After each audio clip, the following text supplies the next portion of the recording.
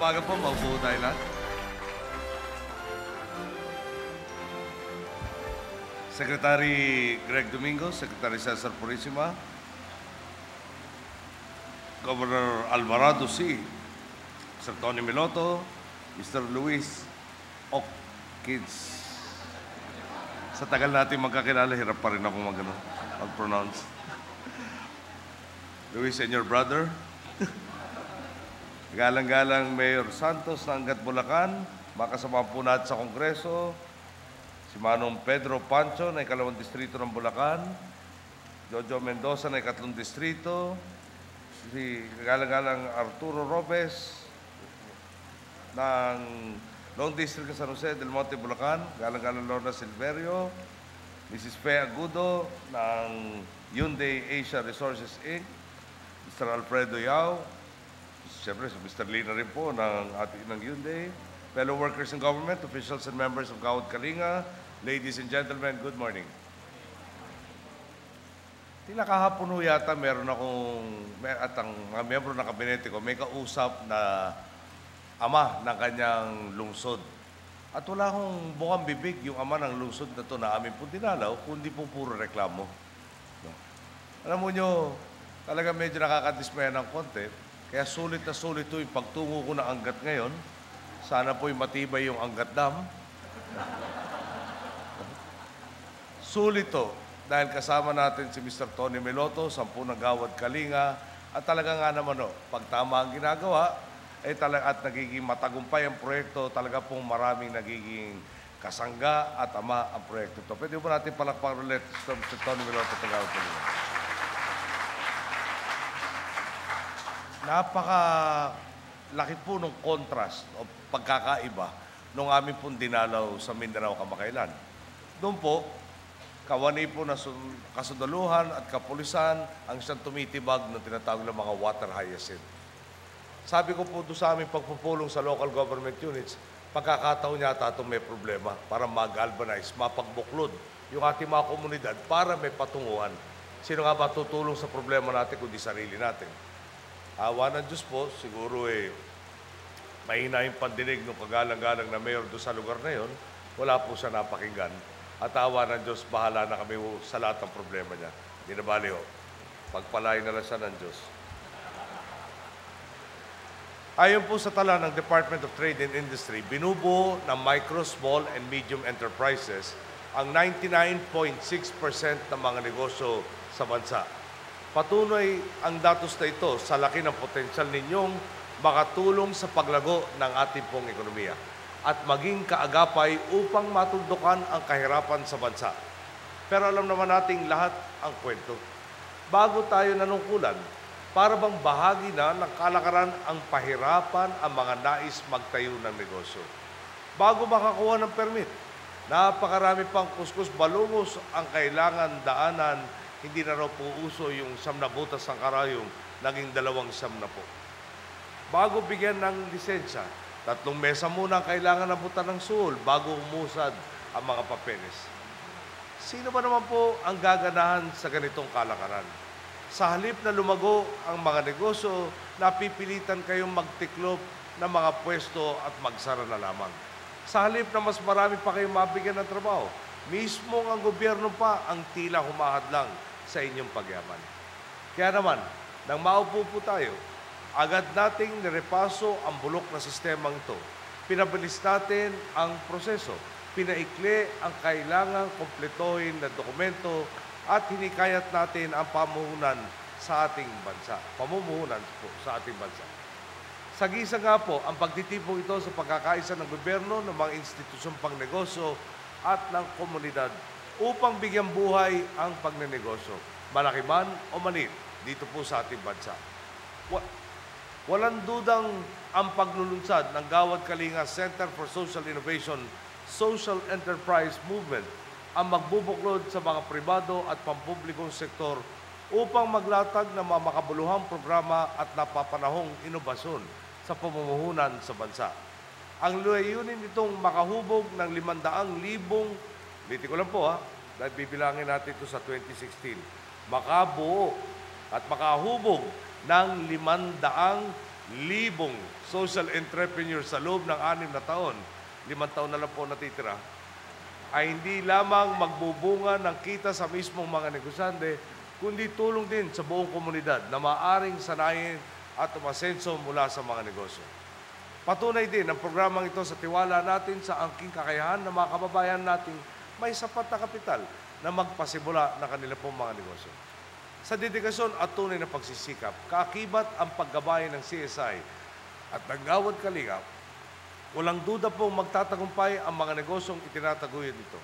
At sa katangi-tangi ninyong mga produkto at serbisyong pinasisimulan. Hindi po magugulat kung sa susunod na mga taon ay kinikilala na sa iba't ibang bahagi ng mundo ang inyong pong mga negosyo at produkto. Maraming salamat kay Ginoong Tony Meloto, ang ama ng Gawad Kalinga, sa pagtataguyod at pagsuporta sa programa pong ito. Mula sa pabahay hanggang sa paghahanap buhay ng maralita nating kababayan, patuloy kang nagsisilbing instrumento sa pag-unlad ng mga Pilipino. Imbis na magwalang kibo sa problema ng bansa sa kakulangan ng maayos na pabahay sa mga Pilipino at pagpatayo na lamang ng sangkaterbang kondominium para paupahan sa mayayaman, pinili pa rin ni Ginoong Meloto na tumulong sa pagresolba nitong problema ng kahirapan. Kaya naman ngayon, marami ng pamilya ang nabigyan ng maayos na pabahay at nakapagsimula ng magagandang buhay sa tulong po ng Gawad Kalinga. At hindi pa huminto dito si Ginoong Meloto. Sa pamamagitan naman ng CSI na kanyang pinangungunahan, sinusuportahan niya ang mga entrepreneurs sa kanilang mga serbisyo at inalalapit sila sa mga komunidad na maaaring maging sentro ng produksyon nito. Kasabay ng paglago ng kanilang negosyo ay saring pag-unlad ng komunidad na katuwang nito. Talaga naman pong isa siyang mabuting ehemplo. At ang halos 8 taon na ng GK ay patunay sa di matatawarang tagumpay ng mga nagkakaisang komunidad. Sa tulong ng Gawad Kalinga at ng mga katuwang nating institusyon sa paglulunsad ng CSI Social Enterprise Movement, binabago na po natin ang psikolohiya at kinagisnang kultura ng marami nating kababayan. Maraming Pilipino, dahil sa kahirapan at katiwalian, ang nawawalan ng kumpiyansa sa sarili na umasenso. Naitanim na nila sa kanilang isipan ang kawalan ng pag-asa o kawalan ng tiwala sa gobyerno. Ako naman po ay narito bilang inyong Pangulong inihalal ninyo para tuparin ang aking mandatong magdulot ng pagbabago. At idinidiin ko sa inyo, iba na po ang panahon ngayon. Nasa bagong panahon na tayo kung saan sa bawat proyekto ay hindi kickback ang inaasahan ng mga taga-gobyerno. Na sa bawat programa ay hindi ang nasa katungkulan lang ang nakikinabang. At sa paglago ng negosyo sa inyong lungsod o baryo, hindi kayo gagatasan ng inyong munisipyo at ng mga lokal na pinuno. Sa pagtahak po natin sa tuwid na landas, bibigyan lakas po natin ang lahat, lalo na ang mga nangangailangan. Kaya naman, hinihikayat ko ang mga kababayan natin, lalo na ang mga kabataan, na taasan pa ang kanilang mga pangarap. Pangarap na hindi nalilimitahan sa pagkakaroon lang ng trabaho paglaki nila. At sa pangarap na di hamak na mas mababa kaysa kaya talagang marating ng husay at talento ng mga Pilipino. Sa kumpiyansang natatamasa ng ating ekonomiya, wala pong masama kung maghangad naman kayong magtayo ng sariling negosyo o kaya ay magkaroon ng multinational pang kumpanya. Tingnan na lang po natin ang mayamang kwento ng Jollibee Foods Corporation ni Tony Tan Cactong. Mula sa pagiging 2 ice cream parlor sa Cubao noong 1975 at di po nagde-date si Cesar Purisima doon, lumago ang maliit niyang negosyo. Ngayon nga po, umabot na ito sa halos 2,000 tindahan networks sa loob at labas po ng bansa. At kahit malayo na ang narating ni Ginoong Tan Cactong, hindi niya kinaligtaang tumulong sa mga Pilipino. Isipin na lang po ninyo, kung ang 500,000 social entrepreneurs na huhubugin ng GKCSI ay magtatagumpay kagaya niya, talaga naman pong giginhawa ng todo ang ating ekonomiya. At aaliwalas din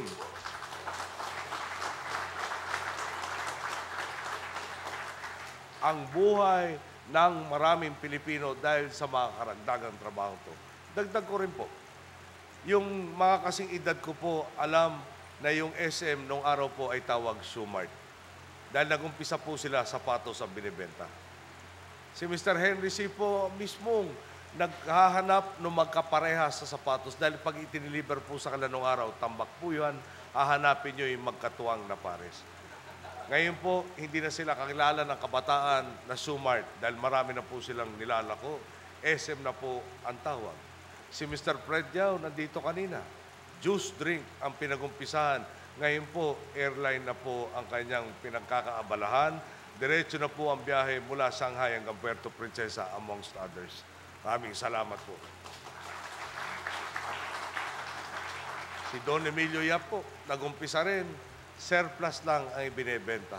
Tingnan naman po nyo yung lago ng kanyang negosyo at talaga naman pong hanggang sa ngayon, sa kanya pong edad ay talaga napakalakas pa rin at marami pa rin tinutulong sa ating pong bansa.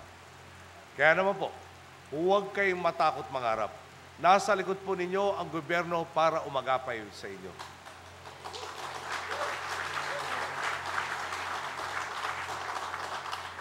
Nandito ang ating administrasyon para tiyakin na sulit ang pagod na masipag na negosyante at hindi mababang karote ang mga Pilipino. Gaya ng pagsuporta ng gobyerno sa social entrepreneurs na tutulong sa pag-asenso ng kanilang komunidad, sinusuportahan din ng ating administrasyon ang mga batas para sa pag-unlad ng maralita nating kababayan. Sensya na po kayo. Kaya po nito lamang Martes, nilagdaan natin ang 4 na batas na makakatulong sa ating mahihirap na kababayan. Sa pamamagitan ng batas na nagpapahintulot na magtrabaho sa gabi ang mga kababayan, binibigyan natin sila ng higit na pagkakataon para magtagumpay sa kanila pong propesyon. At pinapatunayan natin na walang pinipiling kasarian ang pagkakaroon ng maayos na hanap buhay sa bansa. Ang bawat sanggol at bata ni 5 taong gulang pababa naman ay mapoprotektahan na natin mula sa mga peligrosong sakit tulad ng hepatitis B dahil sa batas na nagpapatupad ng libreng bakuna para po sa kanila. Sa bisa naman ng batas sa pag-extend sa lifeline rate ng ating pong kuryente, hindi mapuputol ang pagpapagaan natin sa pasanin na mahihirap na pamilya sa bayarin sa kuryente. At ang batas na magdadagdag pa ng 10 taon sa pag-iral ng Joint Congressional Power Commission ay magbibigay daan sa patuloy nitong pagsasagawa ng mga reforma sa ating pong power sector. Patunay po ang pagsasabatas sa mga ito sa pagkakaisa ng sangay ng ehekutibo at legislatura sa pagtataguyod ng kapakanan ng lahat ng Pilipino. Panahon na para baguhin ang karaniwang kultura ng pangamba at kawalan ng kumpiyansa ng mga nais magnegosyo sa bansa. Isipin natin ginagawa natin ito hindi para sa ating mga sarili, kundi para sa ating kapwa na maaari nating mabigyan ng trabaho. May oportunidad na tayong umasenso nang walang pinangangambahang katiwalian o korupsyon sa pamahalaan. Samantalahin na natin ang pagkakataong ito. Sa bawat bagong pagkakakita na ating naiisip, isaalang-alang din natin ang bilang ng kapwa nating makikinabang po dito. At habang pinapalago ninyo ang punla ng inyong pagsisikap, makakaasa kayong nasa likod ninyo ang inyong pong pamahalaan. Handang umalalay sa inyo anumang oras at gagabayan kayo sa liwanag patungo sa magandang bukas. Maraming salamat po. Magandang araw po sa lahat. Maraming salamat.